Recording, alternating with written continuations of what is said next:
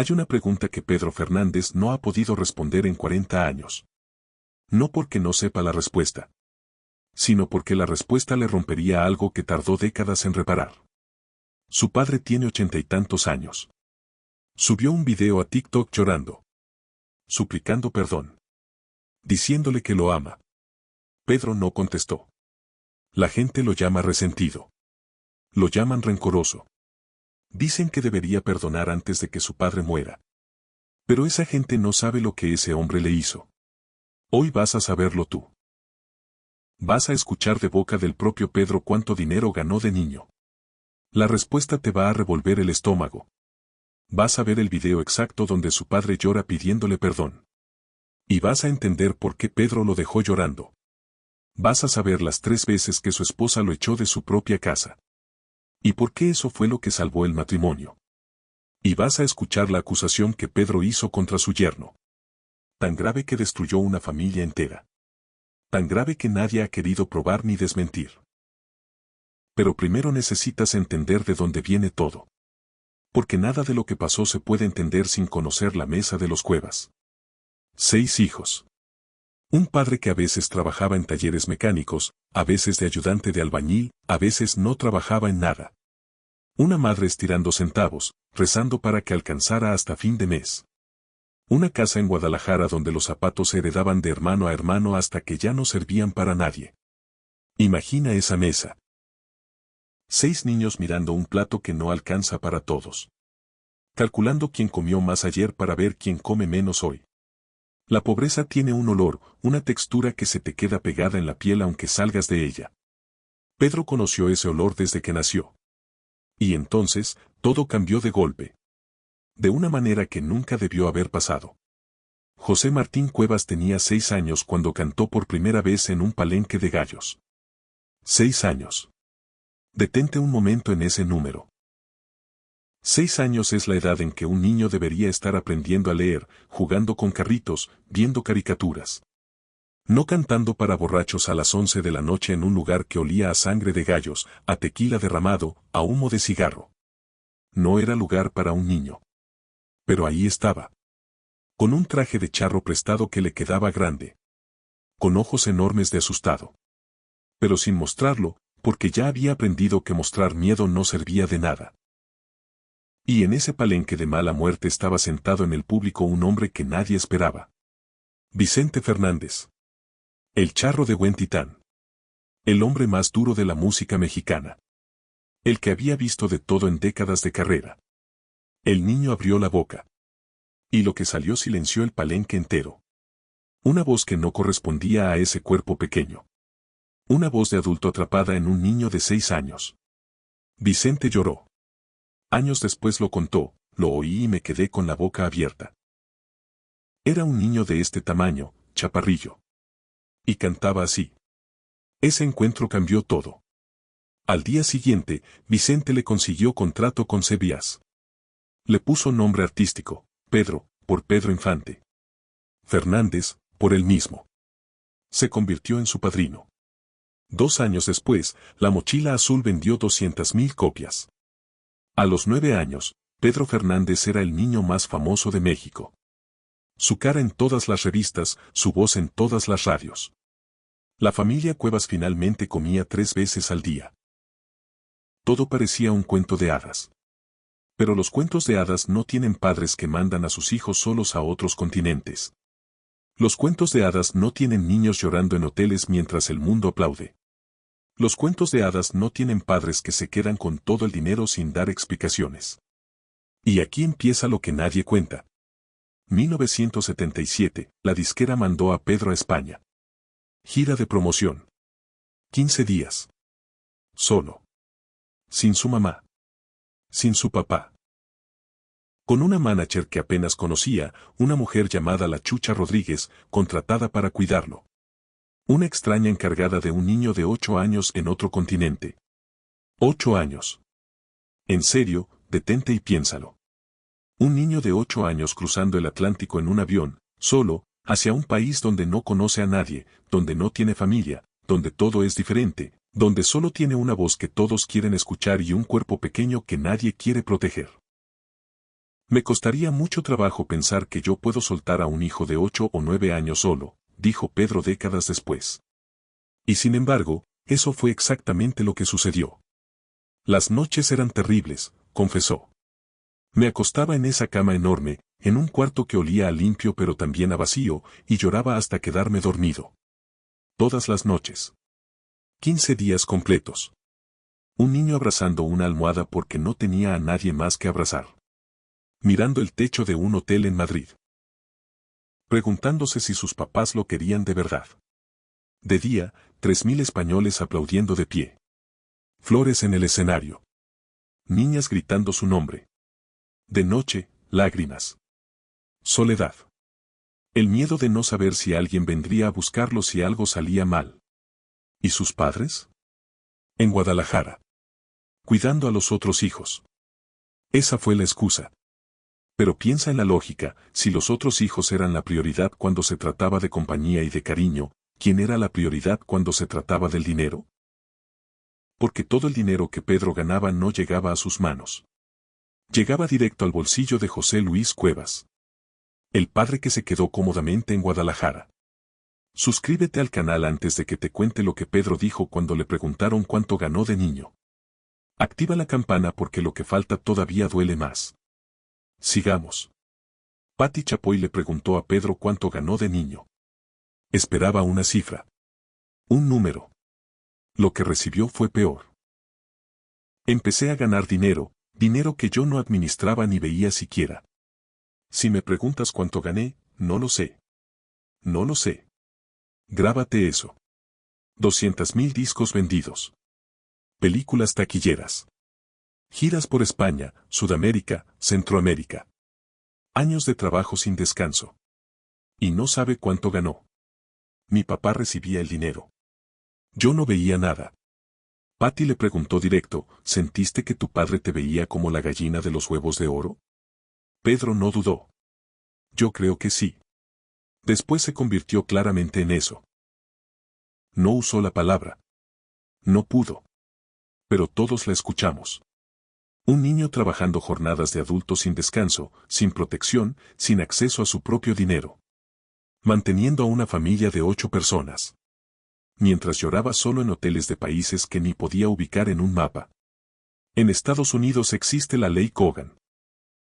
Fue creada después de que Jackie Coogan, el niño actor más famoso de los años 20, descubriera de adulto que sus padres se habían gastado los $4 millones que él había ganado. La ley obliga a guardar un porcentaje del dinero de los niños artistas para cuando sean adultos. En México no existe esa ley. Lo que le pasó a Pedro era completamente legal. Su padre podía quedarse con todo. Y lo hizo.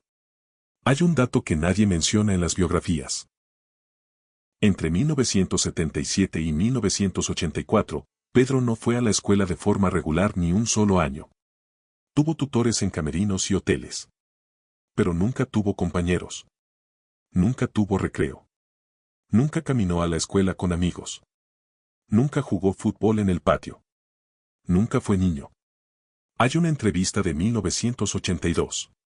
Pedro tiene 13 años. Un periodista le pregunta qué extraña de su infancia. Pedro se queda callado demasiado tiempo para alguien acostumbrado a las cámaras. Y dice, no sé, no tuve mucha. A los 13 años ya sabía que le habían robado algo. A los 15 tomó una decisión. Sin gritos. Sin peleas. Solo una maleta y un adiós. Se mudó a la Ciudad de México con la única persona que lo había cuidado de verdad, su abuelo materno. El hombre al que llamaba Pachuí. Mi abuelo es mi padre, dijo Pedro con los ojos brillantes. Mi consejero, mi mejor apoyo por muchos años. El hombre que me dijo, esto es pan, esto es vino. Así de claro. Ese abuelo dejó toda su vida por irse con su nieto. Su casa. Sus amigos. Todo. Se convirtió en su manager, en su protector, en el padre que José Luis Cuevas nunca quiso ser. Y desde ese día, Pedro no volvió a tener relación con sus padres. Pero hubo intentos de reconciliación. 3. Y los 3 siguieron el mismo patrón. El primero fue en 1986. Pedro tiene 17 años, ya vive en la capital, ya tiene su vida armada. Su padre lo busca. Dice que quiere arreglar las cosas. Que ha cambiado. Pedro accede contra el consejo de su abuelo, contra su propio instinto. Porque una parte de él, la parte que todavía es niño, quiere creer que su padre puede cambiar. Dura 3 meses. Entonces su padre da una entrevista. Se describe como el padre orgulloso que siempre apoyó a su hijo. Cuenta anécdotas de una infancia feliz que no existió. Pedro ve la entrevista. Al día siguiente cambia su número de teléfono. La segunda puerta cerrada duele más que la primera. Porque la primera vez te vas con esperanza.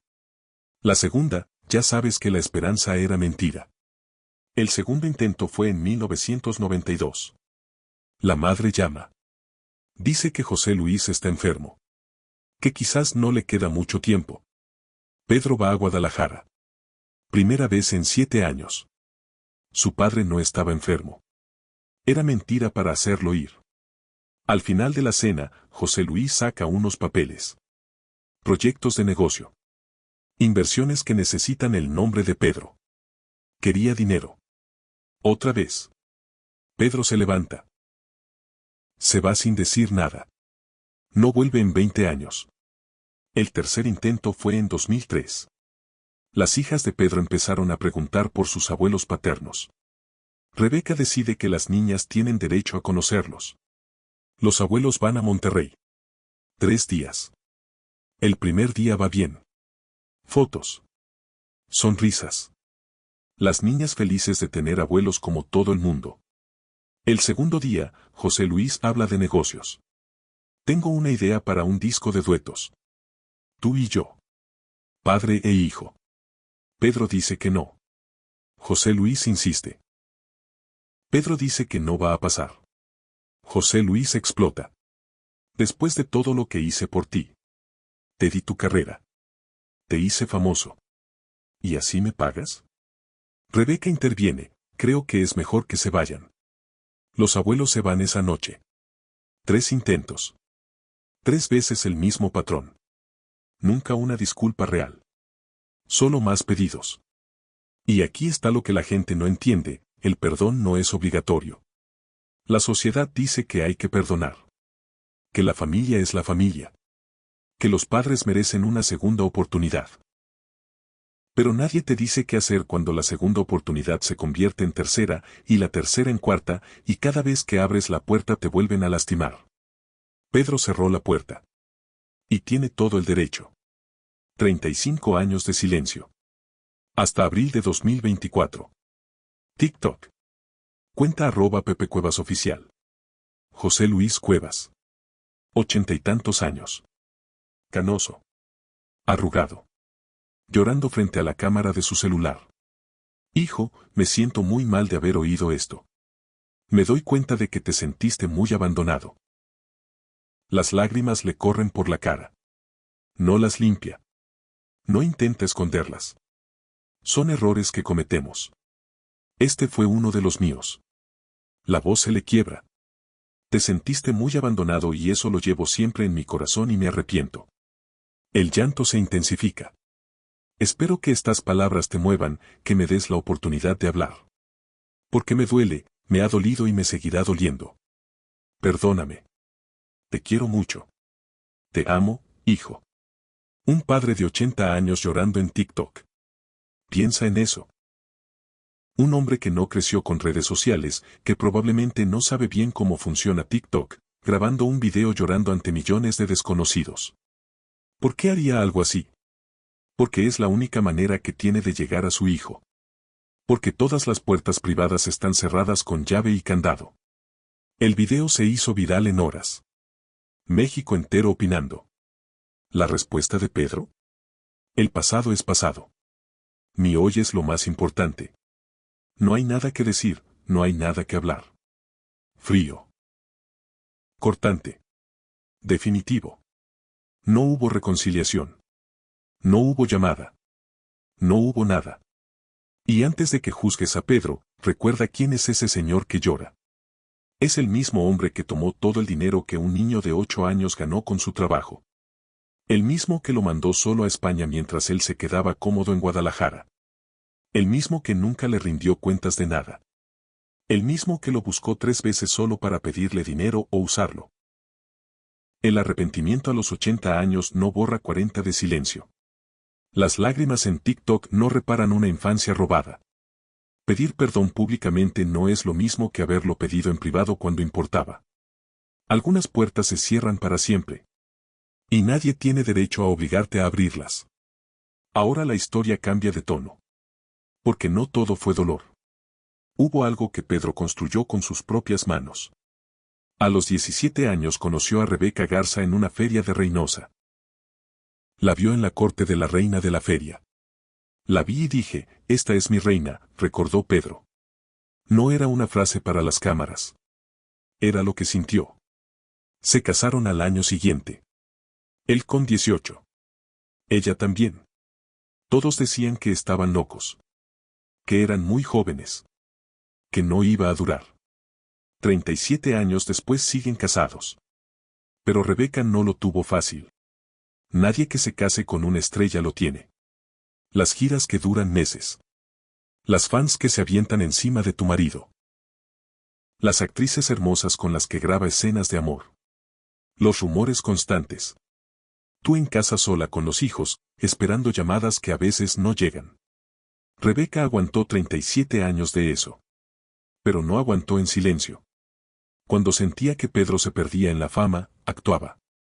Lo confrontaba. Lo echaba si era necesario. Ya me corrió de la casa como 3 veces, dijo Pedro riéndose. No era chiste. La primera fue a finales de los 90. Pedro en su mejor momento artístico. Meses fuera de casa. Unas hijas que preguntaban todas las noches cuando volvía papá. Un día Rebeca le dijo, no sé quién eres. No sé dónde vives. Vienes aquí a dormir y te vas. Tus hijas no te conocen. Yo no te conozco. Pedro pensó que exageraba. 3 días después estaba en un hotel con una maleta. Sin entender bien qué había pasado. El hombre que llenaba estadios, echado de su propia casa. La segunda fue después de que Pedro se perdió el parto de su hija. Estaba de gira. No llegó a tiempo. Rebeca no gritó. No lloró. Solo dijo con una calma que dolía más que cualquier insulto. Cuando puedas hacernos espacio en tu agenda, me avisas. Y le cerró la puerta. La tercera fue después de una gira de 2 meses por Sudamérica. Pedro llegó esperando un abrazo. Llevaba semanas extrañando a su familia. Encontró a Rebeca con los brazos cruzados. Necesitas irte. Necesitas pensar. ¿En qué parte estamos nosotros para ti? 3 semanas en un hotel. 21 días. El hombre que de niño lloraba en hoteles porque estaba solo, ahora lloraba en hoteles porque su esposa lo había echado. Hay algo ahí. Un eco. La soledad persiguiéndolo. Pero hay una diferencia enorme. A los 8 años, nadie fue a buscarlo. A los 30 y tantos, Rebeca lo dejó volver las 3 veces. Porque no lo echaba para destruirlo. Lo echaba para salvarlo. Vio a su esposo perderse en el trabajo. Vio al padre de sus hijas convertirse en un fantasma. Vio el mismo patrón que lo había destruido de niño repitiéndose. Y actuó. A veces el amor se parece al rechazo. A veces salvarte se siente como abandonarte. Rebeca sabía exactamente lo que hacía. Ahora viene lo más grave. La acusación que destruyó una familia. En marzo de 2014, la hija mayor de Pedro, Osmara, se casó con un hombre llamado Christopher Dubois. Boda de 800 invitados. La mitad de la farándula mexicana presente. Pero hubo un detalle que todos notaron y nadie dijo en voz alta. De 800 invitados, solo 20 eran de la familia del novio. 20 contra 780. ¿Dónde estaban sus amigos, sus primos, su familia? Nadie preguntó. 3 meses después, Osmara estaba embarazada y separada. 3 meses. 90 días de matrimonio. Osmara llamó a su mamá llorando, quiero irme de aquí, no aguanto más. Rebeca fue. Se llevó a Osmara. La suegra de Osmara, Alma Gallardo, salió a los medios. Dijo que Rebeca llegó con una camioneta, sacó los muebles, le dijo a su hijo mirándolo a los ojos, no volverás a ver a mi hija. Y se marchó riéndose. Le exigieron $10,000. Le hicieron firmar un pagaré. Christopher quedó en depresión. No podía levantarse de la cama. Esa es una versión. Pedro contó otra. Llamó a la radio y dijo que Christopher intentó violar a Osmara durante su embarazo de alto riesgo. Esas son palabras mayores. Las más graves que se pueden decir de alguien. Si es verdad, Christopher es un criminal que debería estar en la cárcel. Si es mentira, Pedro cometió difamación pública contra un hombre inocente. Christopher amenazó con demandar por difamación, por secuestro, por fraude. Ninguna demanda llegó a ningún tribunal. ¿Por qué no demandó si era inocente? ¿Por qué Pedro acusó públicamente si no tenía pruebas? No hay respuestas. Solo preguntas que nadie quiere contestar. Solo un niño que hoy tiene 10 años, sin su padre según una versión, sin poder ver a su hijo según la otra. Una familia destruida antes de empezar. Osmara desapareció de los reflectores. No da entrevistas. Sin redes públicas. El silencio como única protección. Y Pedro respetó esa decisión. Nunca la obligó a hablar. Nunca la expuso para limpiar su imagen. La dejó sanar en paz. Porque eso hacen los buenos padres. Protegen. Aunque la protección se vea como debilidad. Aunque la gente hable. ¿Tú crees que Pedro tomó la decisión correcta al acusar públicamente a su yerno? ¿O debió proteger a su hija en silencio? Déjame tu respuesta en los comentarios. Porque lo que viene a continuación revela algo de Pedro que casi nadie sabe. Hay una escena de 2008 que explica quién es Pedro Fernández mejor que cualquier entrevista. Su abuelo estaba en el hospital. Cáncer. Le quedaban días. El hombre que lo había salvado a los 15 años. El que dejó toda su vida en Guadalajara por irse con su nieto. El que se convirtió en su manager, en su protector, en el padre que José Luis Cuevas nunca quiso ser. Pedro no se movió de su lado. Canceló 3 conciertos. Perdió cientos de miles de pesos. No le importó. Estuvo cada día. Cada noche. Durmiendo en una silla incómoda de hospital. Sabiendo que el final se acercaba. Una noche, el abuelo despertó. Lo miró con una claridad que no debería tener alguien tan cerca del final. Le agarró la mano. Prométeme algo, mi hijo. Lo que quieras, Pachuí. Prométeme que nunca vas a dejar de cantar. Que pase lo que pase vas a seguir adelante.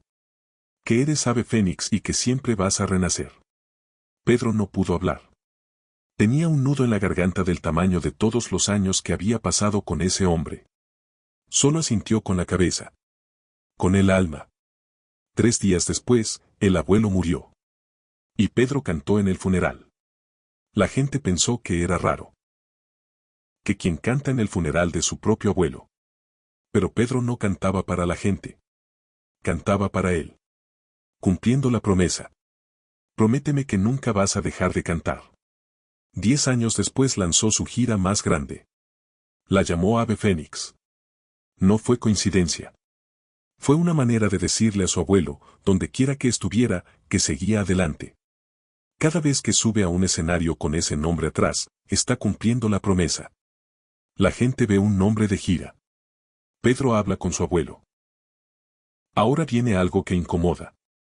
Algo que revela una herida que todavía no cierra. En los últimos años las críticas sobre la cara de Pedro se volvieron brutales en redes sociales. Cada foto analizada. Cada aparición diseccionada. ¿Pedro Fernández o Ninel Conde? Ya parece otro mercado. Ya ni se parece a quién era. Pedro respondió, el día que me opere la cara lo voy a compartir. Me estoy haciendo viejo, estoy cambiando, pero todavía no me he hecho nada. Todavía. Esa palabra dice todo. Pero el verdadero tema no es el Botox. El tema es porque un hombre con casi 5 décadas de carrera, con un legado que nadie le puede quitar, siente que necesita detener el tiempo. Quizá es el mismo miedo de los 6 años. El miedo a no ser suficiente. El terror a que dejen de quererlo si deja de producir, si deja de verse joven, si deja de ser útil. Ese niño al que le enseñaron que solo valía por lo que generaba sigue adentro. Algunas heridas no cierran. Solo aprenden a esconderse mejor. Le preguntaron cuál era su recuerdo más feliz de la infancia. Se quedó callado demasiado tiempo. Algo raro en alguien acostumbrado a las cámaras. Y dijo, no tengo uno específico. Todo se mezcla con el trabajo. No tiene un recuerdo feliz de infancia que no esté mezclado con trabajo. Piensa en eso. No puede separar felicidad de trabajo. No puede recordar un momento de alegría pura, sin cámaras, sin escenarios, sin ensayos. Solo José Martín, el niño, jugando con sus hermanos, riéndose de nada. No lo tiene. Le robaron eso.